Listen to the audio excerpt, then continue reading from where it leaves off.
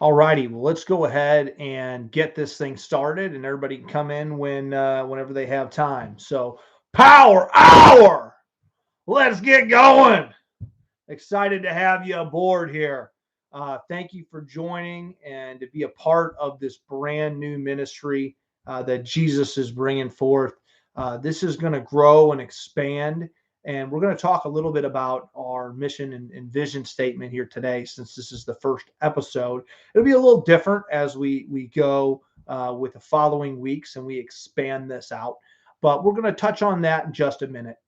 Before we actually get into that, I want to give everybody a quick outline on what today looks like. And so everybody has kind of an idea on what the flow of today is going to be. So we're going to go ahead and we're going to kick this thing off with a prayer here in a few minutes. And then I'm going to share a little bit about my personal testimony today, since this is our first inaugural kickoff. Then we're going to focus on where will you turn in your time of crisis, as crisis always comes on every single person that's ever lived on the face of this earth and before we hit the grave. And we're going to touch on that, and we're going to investigate that from a scriptural basis. And we want your feedback on that as well. And then we're going to talk a little bit, we're going to change it up a little bit, and we're going to talk about a special company whose business dealings need prayer, and they're local. So stay tuned for that. And then the importance and the impact of discernment itself, we're going to explore that today. And then an angel of light, a very particular angel of light we're going to look at today, who this particular individual is. And then from a practical aspect, as far as current news, we're actually going to talk about cryptocurrencies, and has that ties into the Bible a little bit as a potential investment. And I don't know if anybody's been paying attention, but it's shot through the roof here in the last few days on some of those. So we're going to touch base on that from a practical application. But as far as the mission and vision goes, and what this looks like, and we're so happy to have you aboard here today. The mission and vision for this is to really grow an interactive platform. I'm not aware of anybody that's doing anything like this, but to build out eventually a ministry that is 24/7 online show that connects directly with the general public and audience on key topics, anything from current events and how that applies biblically, through prophecy or just through biblical applications. And then also just Bible-based studies, so on and so forth. Anything anybody needs prayer for, testimonies, so on and so forth. So we're looking forward to expanding this. We have a list of guests that are going to be appearing in some of the upcoming ones, where we'll be able to interact with them, or you will be able to interact with them as well, with questions and comments and applications directly in the chat feed over on the right-hand side of the screen. So we hope that you will utilize that chat so that we can interact with you throughout today, and so on and so forth. And so that's kind of what the bigger picture looks like. Right now, we're focusing on one time slot once a week, but we expect to be able to grow that very rapidly. So thanks again for being here, and look forward to being able to grow with you guys. So that's kind of the mission and vision. So have had several people reach out about a possibility of donating. Right now, we're not looking for donations. The best thing you can do to help this ministry grow is to like, share, and subscribe to this content. By doing so, it actually reaches more individuals in the algorithm and allows more individuals to hear about Jesus, and which is the ultimate goal. So, in doing so, that will help spread the good news to other individuals. So, if you're wanting to look to extend the arm of Jesus by doing so, liking, subscribing, so on and so forth, that is the best method to do so at this point in time with this. So, thank you, and we appreciate that. Want to give a quick highlight to everybody about a drop that we're getting ready to do called Whose Righteousness. It comes out tomorrow at noon, so Thursday at noon Central Standard Time. Whose Righteousness. I was thankfully blessed by our local church and invited to give a sermon at a men's group on Saturday. here just a couple weeks, the last couple weeks, and was able to do that. It was received really well, and I got a lot of good feedback that it had a lot of value for the individuals that were there. And some requests came in to actually have it recorded. So we went ahead and recorded that, and that is dropping tomorrow at noon. So I think that'll be of a value. And there is a blessing in there as well on that sermon. So Matthew 5:6 tells us in the ESV, blessed are those who hunger and thirst for righteousness, for they shall be satisfied. So there's a direct blessing when we hunger and thirst for righteousness. So I'd encourage you to watch this video because the Holy Spirit is speaking through it, and it'll open your mind up to a new perspective on your own personal righteousness, self-righteousness, in contrast to faith righteousness, and whose righteousness that we need to be dependent on. And there's some very, very beautiful truths in that. God's love is shown in that, how he sees us in that application. And it's just a beautiful mindset here. And it also contracts some of the Pharisees and their direct dealings with Jesus and how they go head to head. So that would be a really, really encourage you to check that out. And that'll be released tomorrow at noon. And that'll be available for any time, but it goes live tomorrow at noon. So with that, going to go ahead and want to share my personal testimony with everybody really quickly. So I'm going to share my screen on this end. So everybody should be able to get that here in just a quick moment.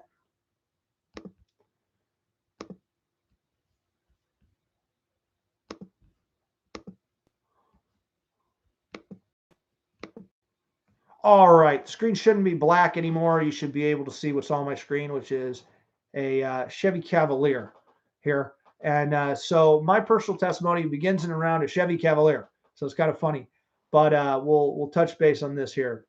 So, and isn't that a beauty? What a beautiful car, huh? That's really something. So this particular car, ironically, actually was, I think, my first car outside of my dad's truck, which I had as a kid. So we'll touch on that. But anyway, as a young person growing up when I was 9 years old, I was visiting at my grandmother's house with my cousin, and being kids, we like to make forts and have hideouts and do stuff like that. And so this particular car, not the same one that I had, but this particular car at the time was something that my parents had. And we were at my grandparents' house. The back seat actually folded flat. It had a pull lever so that the seats could fold flat so you could put longer things in the trunk. And we decided that we were going to use it as a clubhouse because we had done so before and never got stuck in the trunk. This is before they had inside trunk releases for kids. So quite wild that they have these now. But anyway, so of course we got in there and we shut the inside hatch. And for this particular time, whatever it was, normally when we did it, we could set it down softly so it wouldn't latch. We could just get out whenever we wanted to. But on this particular 100-degree July day, it happened to latch and we got stuck in there. And so growing up from a Christian family, always was aware of Jesus, felt like I had a relationship with him to a certain extent, but, hadn't necessarily made the full commitment around my whole life aspect to him at that point at 9. So being stuck in there, obviously gave my life to Jesus along with my cousin. And, just prayed that he would deliver us from that particular storm and save and spare our lives. And at the time, you have kids, in these type of weather days, just dying and suffocating from being left in cars alone while people go into stores and so on and so forth. So definitely a very, very dangerous situation. So we were in this very cramped trunk space for, 15, 20 minutes time period. And at the time, my grandma, she had some discernment, felt that she was supposed to come look for us, and told my dad, who was there, hey, you need to find those kids. And he kind of pushed it off the first time. And after some time passed again, asked him, and he went out and looked. And of course, side door, the car happened to be open. So he yelled for us, kicking and screaming in there. He heard something, I guess, and came out. And as he got close, was able to help release us. And I can remember getting out of that and feeling dehydrated and having like an inch of sweat on my skin. It felt like there was just a layer of it from being so hot. So was just thankful, obviously, that Jesus did that, and then proceeded from there to get baptized and share that testimony. But our testimonies are so powerful, and one of the things is your testimony is just as powerful. There's a lot of people, they wonder where to start, and the Bible is so complex. How do you start sharing Jesus? Well, you start with your testimony, for sure, because your testimony can impact so many people and lives. And it's real, for each and every one of us. However, God's changed us, however He's made us, and He's protected me through so many storms throughout my life, and always delivered. And when we have faith in Him, we don't have to worry about the tribulations and trials of life. He always provides for us, and that's what He does here. So two funny facts about this card. I already shared one, but for those of you who may not know, I was in the car business for about 7 years. So I had somebody ask me the other day. They said, "Hey, have you ever sold this same particular car that you got stuck in?" And that I don't know. I sold probably about 1,000 cars. I would say that it's pretty much unlikely, mainly because it would have been a little bit older car at the time that I was selling them, and they have to meet certain quality standards and stuff to pass, and so on and so forth. However, I did have one of these, as I mentioned, as a kid, and that one I didn't really get to sell other than to the junkyard because I decided as a young buck that I wanted to race this brand new Mercedes next to me in this car, and I blew up the engine in it. So pedal to the metal. It's kind of funny, but anyway, that's the story here with this particular car. Stop sharing there. We have a little bit more. We'll share in a little bit, but that's from a personal testimony side and the importance of your testimony. So one of the other things I could share is, a lot of us believers and I can remember being younger, and the Bible even talks about this, but a lot of people, they look for a sign, or they want to hear a voice of God, and they pray for these things, that God speaks to them or shows them the sign, or so on and so forth. Well, the sign that we get from God is the Bible. That is His sign. That is a direct sign how this has been kept for us, how holy it is, and then most powerfully, the Bible tells us in 2 Timothy 3:16 through 17 in the New International Version, the NIV, says all Scripture is God breathed and is useful for teaching, rebuking, correcting, and training in righteousness, so that the servant of God may be thoroughly equipped for every good work. So right here, you can see that the Scripture is God breathed. So if you're wanting God to talk to you, He's got an entire Bible full of His words. His words are right there. It's just about how deep you want to search it. God's words are here. He's speaking to you. It's about engaging and interacting with the Bible. It's the bread of life. We're supposed to consume this Bible on a daily basis in some facet. Spend time, invest in that relationship with Jesus is so important. So, as I mentioned, we want this to be interactive, and it's going to be as it grows. Today is slightly different on some. We do have some topics that we want your interaction on. But obviously, with this being the inaugural, we're kicking it off in a certain fashion as we look to grow and expand this network.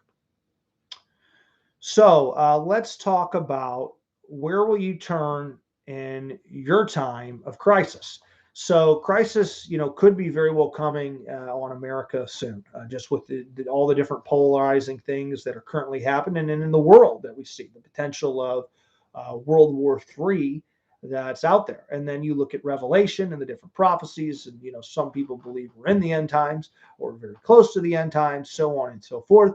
And so there, is always here potential for crisis, and disasters always occur. And ultimately, this occurs in everyone's life at some point, and we all end up dying and going through something in our life at some point. And so where will you turn in your time of crisis? So obviously, there's hills and valleys of life. And you have death and sickness comes for all of us. And the Bible tells us that we were formed from dust, which is Adam, and to dust we will go back.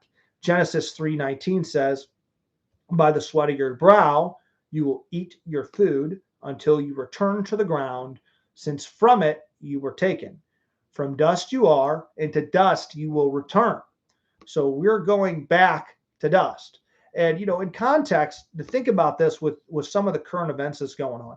Look at the Super Bowl and the spectacle of this. You have so many details invested in each one of these individuals' stories, whether it's some of these quarterbacks or some of these players or these celebrities that are there, the whole Taylor Swift thing that's out there.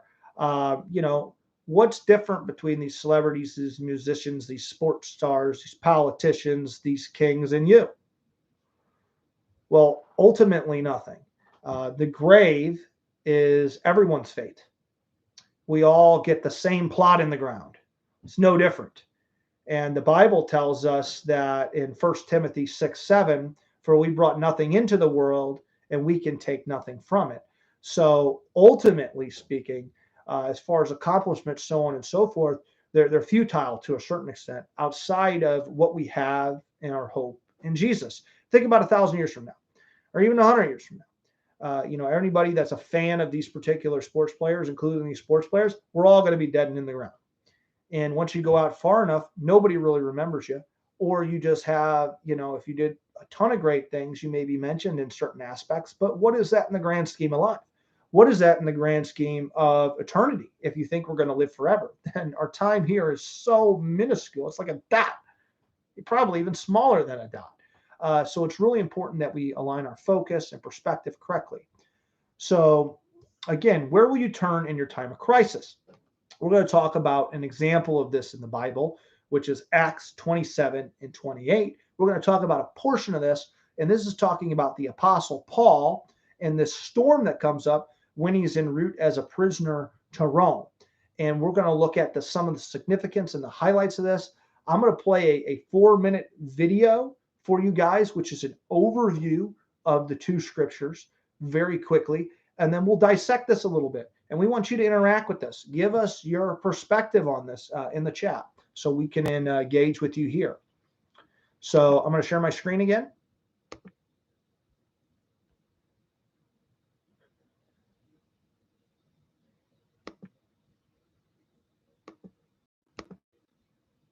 All right, you should be able to see Paul's journey to Rome here on the screen. So I'm going to play this. The audio should all work. If for some reason it doesn't, somebody please let me know in the chat, but we should be good to go. So here we go. Hold up. Here we go. Acts 27 and 28. Paul was a prisoner in Caesarea near Jerusalem. Some of the Jews had accused him of doing wrong, so he wanted to sail to Rome to have his case tried there. Julius, a centurion, was in charge of getting Paul and the other prisoners to Rome. Luke and Aristarchus, Paul's friends, decided to join Paul on the journey. Paul's boat sailed along the coast of the Mediterranean Sea. At the port city of Myra, Julius found a grain ship from Egypt that was going to Rome. He transferred his prisoners to that ship. The winds were not favorable for sailing west, so they sailed south. The crew anchored south of the island of Crete, but by now it was winter, a dangerous time to sail. Paul met with the captain, the owner of the ship, and Julius. If we continue this voyage, there will be damage to the ship, a loss of cargo, and possible loss of life, Paul warned. But the owner and captain wanted to sail to a safer harbor. Julius followed their advice. When a south wind blew, the sailors saw their chance to leave. Not long after they set sail, however, the ship was caught in a terrible storm. The sailors could not control the direction of the ship, so they let the ship ride with the wind. The sailors tied ropes around the ship to strengthen it and keep it from falling apart. As the storm continued, the ship was in danger of sinking because of its heavy cargo. The next day, the crew began to lighten the ship by throwing. The third day, they threw out some of the sailing gear. When the storm grew worse, the men could see neither the sun nor the stars, so they did not know where they were or in which direction they were going. Eventually, they gave up hope of surviving the storm. Again, Paul met with the captain, the owner, and Julius. "You should have listened to me," Paul said. "But cheer up An angel of God told me that I would arrive at Rome and everyone on board would survive. The ship, however, will be destroyed. I believe what God has said will happen, but first we must run aground on a certain island. At midnight on the 14th night of the storm, the sailors determined they were close to land. They didn't want to crash on any rocks, so they threw 4 anchors off the back of the boat and waited for morning. Meanwhile, the sailors decided to save themselves. They started to lower the rowboat, pretending to attach anchors to the front of the boat. Paul saw them and told Julius that unless everyone stayed on the boat, they would die. Julius gave the soldiers orders to cut the rope and let the rowboat fall into the sea. Paul promised everyone they would not die. Then he took bread, thanked God for it, and instructed all 276 people on board to eat. In the morning, the crew saw that they were anchored near a bay with a beach. They let go of the anchors and steered the ship toward the bay. But the ship got stuck in the sand, and soon the waves started to break up the back of the ship. The soldiers wanted to kill the prisoners so they would not escape, but Julius stopped them. Julius told everyone who could to swim toward shore. Then he told those who could not swim to float toward land on pieces of the ship. Everyone did as he said and made it to the island called Malta. Since it was raining, the islanders made a fire so the men from the ship could get warm. As Paul threw some wood on the fire, a poisonous snake bit him on the hand and hung onto him. Paul shook the snake into the fire. The islanders were convinced Paul was a murderer and was being punished. When Paul did not die, they decided he must be some kind of god. But it was actually God's power that kept Paul from dying. Paul and the rest of the prisoners and crew stayed on the island for 3 months. During that time, Paul healed many of the sick and shared the gospel with the lost. After winter, Paul sailed to Rome where he stayed in his own rented home under a guard's watch. Paul remained faithful to God even though his voyage to Rome was hard. We should remain faithful to God no matter what happens in our lives too, because we know that God is faithful to us and loves us very much.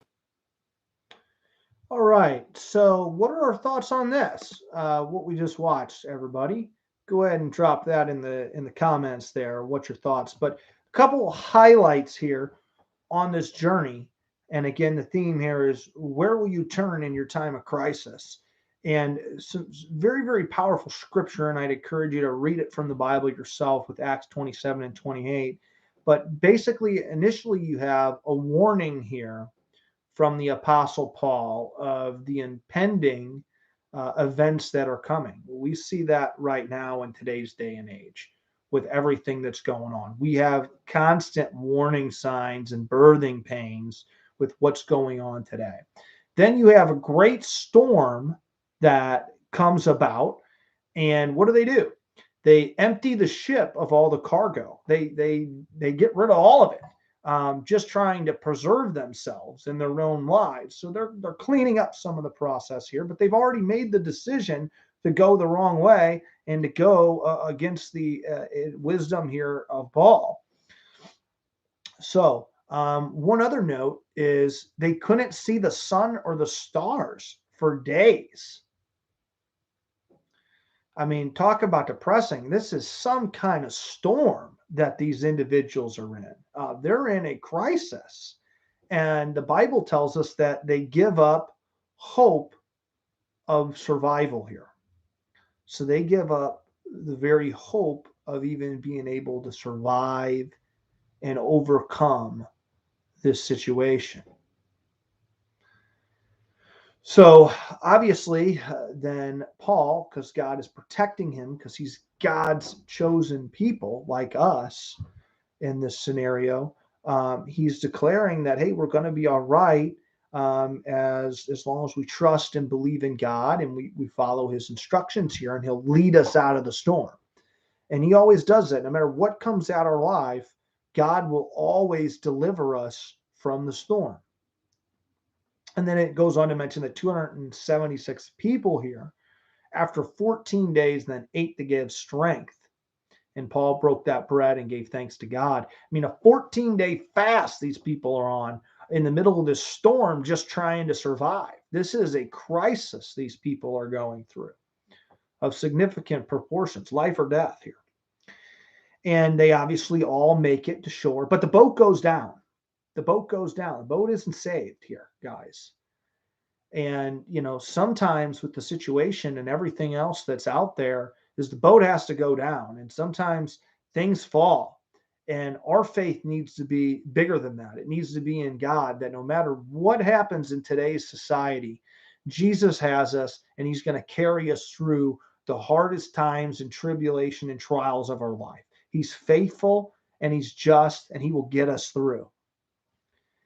And then amazingly, even after he's out of the storm, right? What happens to God's servant? Well, he's bitten by a viper. This venomous snake bites him and still tries to take him out. I mean, when the enemy comes at you, sometimes it just keeps coming. And what happens? It doesn't even affect him. Because his faith in Jesus, he's so full that God is protecting him. And the enemy can't harm him, even physically, not even with venom. This is the kind of faith we need to establish. So where will you turn in your time of crisis? Hopefully it's to Jesus and Jesus alone. That's where we look to have our faith in. For with that, we can battle any storm, whether we have food, whether the waves are high and it's tearing the boat apart, whether we lose the boat altogether.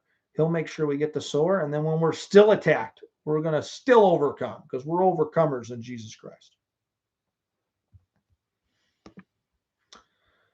So any thoughts on that, guys? Any additional thoughts, perspective? So one thing I would say is it is important that, we're praying for our country and our leaders, regardless of political affiliation. Ultimately, God is in control of everything, and he allows certain things to happen. And for certain individuals to be put on the throne, or in a certain case, to become president.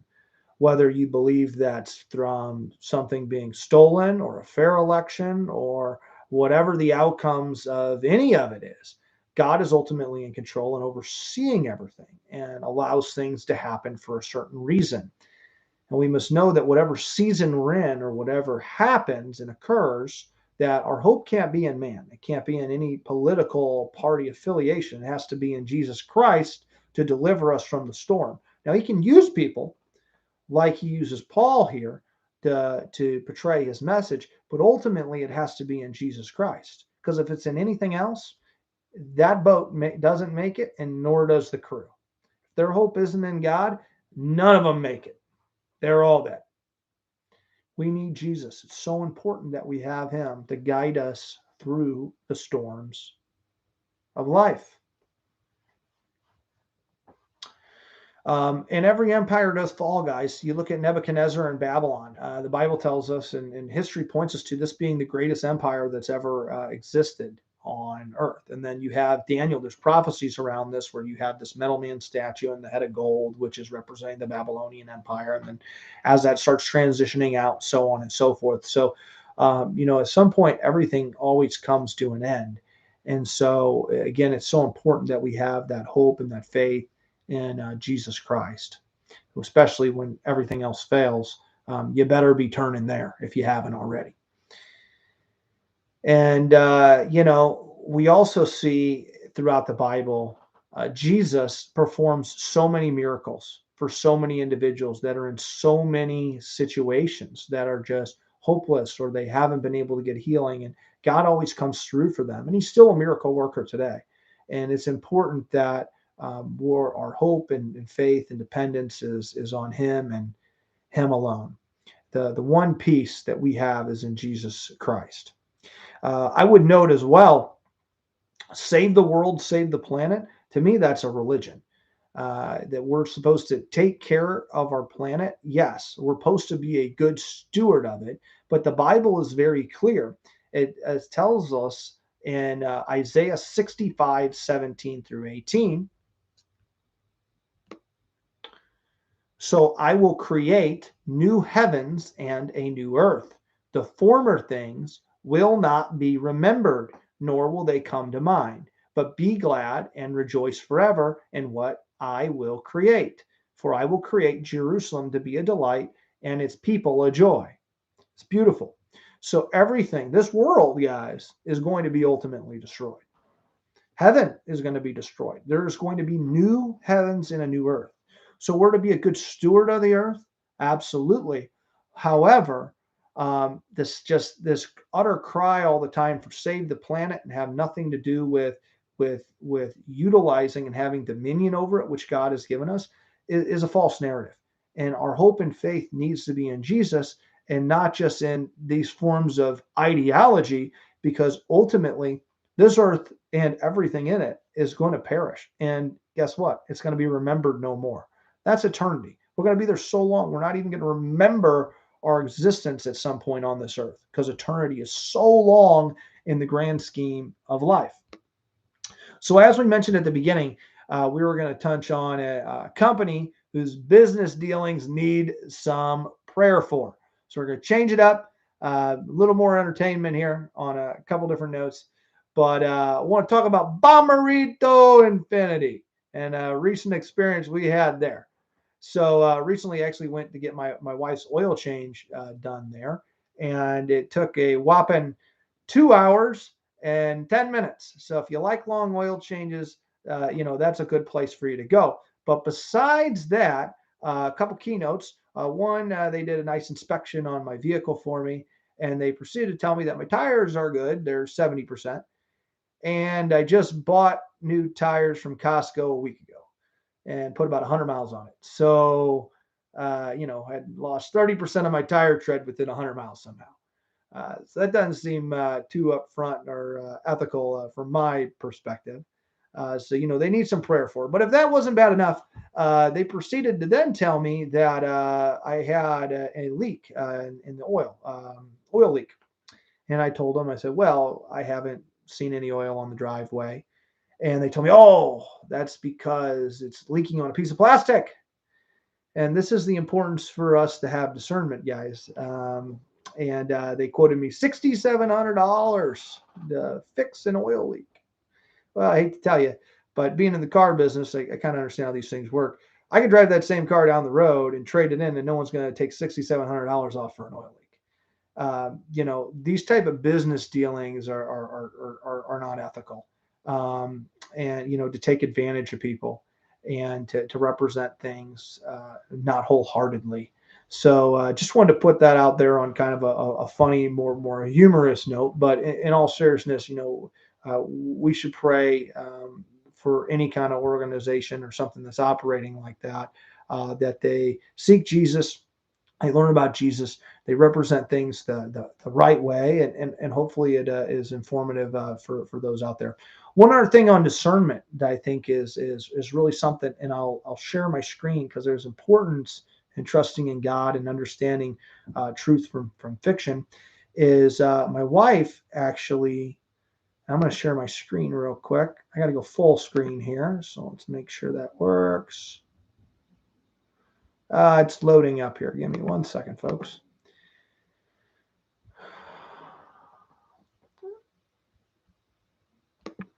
Well, I don't know if it's going to be able to come up. We'll just wait, but I'll go ahead and talk through it.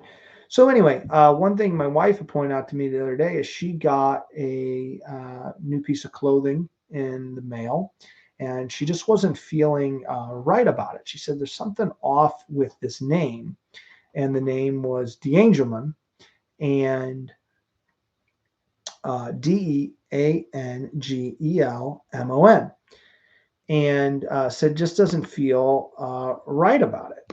And I looked at it and I thought, well, maybe it's just the last name of an individual. Well, this particular clothing brand, she kept saying it, and she picked up on it. She says, DeAngelmon. It's demon angel. It's angel right in the middle of the word demon. DeAngelmon. And I'm just so impressed, babe. Great job having the discernment in your heart and your spirit to be able to pick up on something like that. That's why we want to stay close to Christ, because we don't want to have anything to do with these type of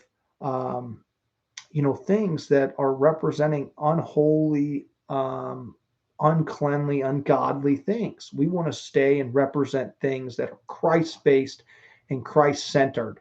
But yeah, just really wild to be able to pick up something like that and have that discernment. And that's why we're supposed to pray for wisdom and revelation and discernment in these things. So great job on that, babe. A few final things, and I want to touch on the context of the demon angel here, and not exactly the same thing, but the Bible tells us that Lucifer, which is Satan, he also appears as an angel of light. 2 Corinthians 11:14 in the King James says, "And no marvel, for Satan himself is transformed into an angel of light." So the devil himself can appear as an angel of light. Very interesting. And then furthermore, if you look down at Galatians 1:6-12, this is talking about the only one gospel here. It says, "I marvel that you are turning away so soon from him who called you in the grace of Christ to a different gospel, which is not another. But there are some who trouble you and want to prevent the gospel of Christ. But even if we or an angel from heaven preach any other gospel to you than what we have preached to you, let him be accursed. As we have said before, so now I will say again, if anyone preaches another gospel to you than what you have received, let him be accursed. For do I now persuade men or God? Or do I seek to please men? For I still please men. I would not be a bondservant of Christ." So what this is telling us here is that even if an angel tells you something outside of God, that's demonic. It's evil. So you can have an angel like Lucifer appear as an angel of light. You can receive a false message. You can receive a false gospel. That's how some of these religions that are out there have come about, is they think they've had an interaction with an angel or God or whatever it is, and it's demonic. It's either a fallen angel or a demonic encounter, one of the two. And that's something that we want to explore on this program out, more in the weeks to come. I know there's a lot of questions around the UFOs and aliens and stuff like that has come. There's answers to all this in the Bible too. There's nothing new. There's answers to literally anything and every topic in the Bible that can be explored and discussed. And we want to interact with you guys and get your feedback on this stuff. So we appreciate the chats and everything as we're doing this so we can interface with you.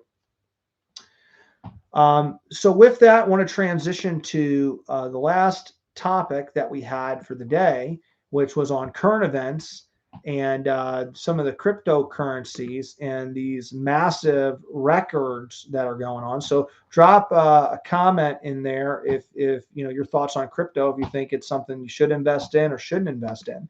But we're going to look at it from a biblical basis here. So first off, I just want to say I'm not a financial advisor.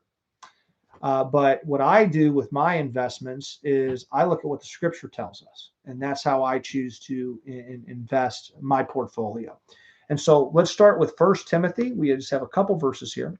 1 Timothy 6:10 in the New International Version says, "For the love of money is the root of all kinds of evil.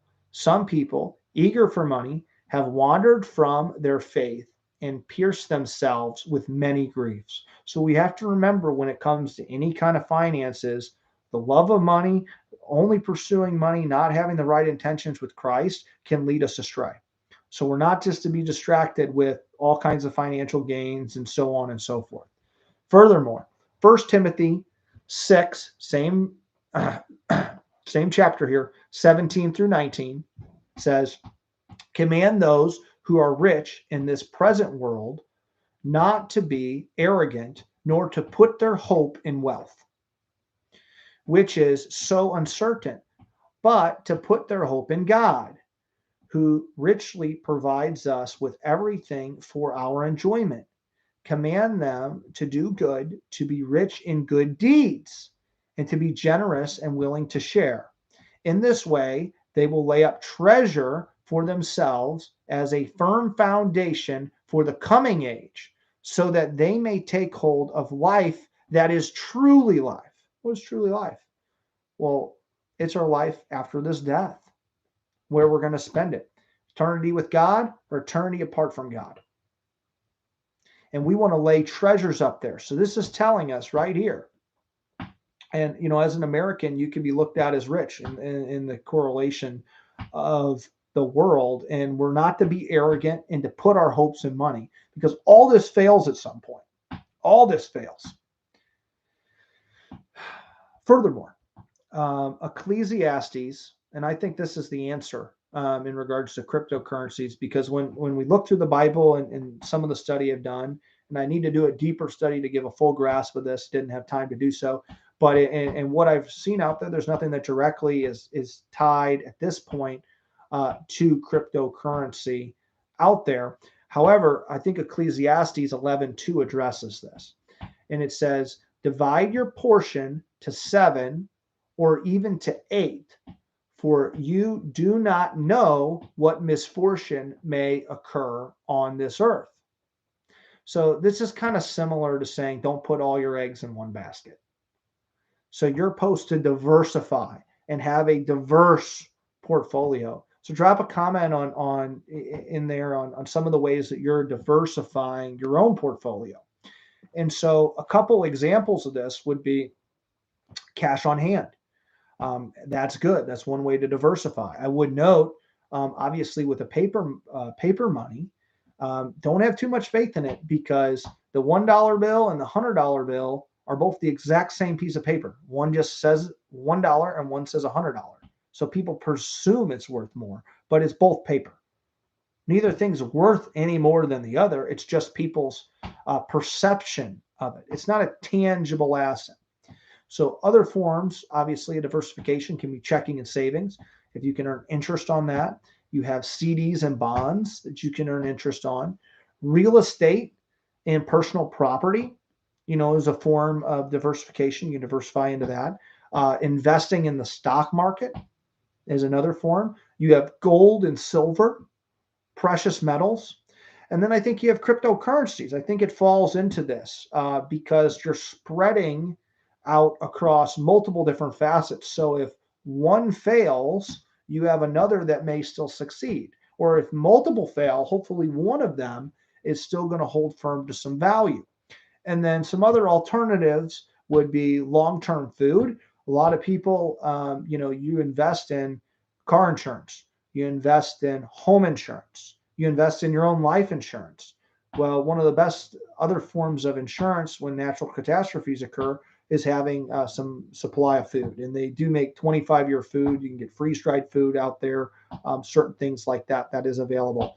Also, ammunition is good. Why? It's tangible and it's tradable. It's something that, very well can be of need in the end times. Then other tangible assets. And in the Bible, it specifically calls out farm animals numerous times. Livestock is a very strong, powerful asset. So all these are different ways. So when, again, we look at that description, it's telling us to divide our portion to 7 or even 8 different things. Because when misfortune comes on the earth, and in these verses above, you can see there's so much context on, we don't know what's going to happen. Don't put your reliance in wealth. So diversify, and hopefully, some of these are able to withstand the test of time.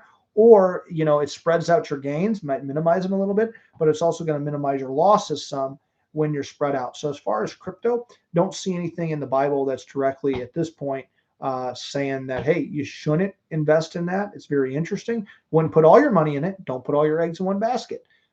Be diverse. But if you want to put some resources in it, I think that's okay from a biblical standpoint, because you're diversifying your portfolio across several different things, at least from my perspective at this point in time. So lastly, as we get ready to wrap up here, I want to come back to what we touched on, which was whose righteousness. We have this going to drop tomorrow at noon. It's a sermon that we had preached here a couple Saturdays ago. I think that you'll really like it. You'll take a lot away from it. It's a direct reflection on how God sees us, not man's standard, but getting on God's standard. and it's comparing our own self-righteousness versus faith righteousness and where we need to put that righteousness. And there's a blessing for it. Matthew 5:6 says, "Blessed are those who hunger and thirst for righteousness, for they shall be satisfied." So join that. Get the blessing that's attached to that message by watching it. And I appreciate everybody coming aboard today.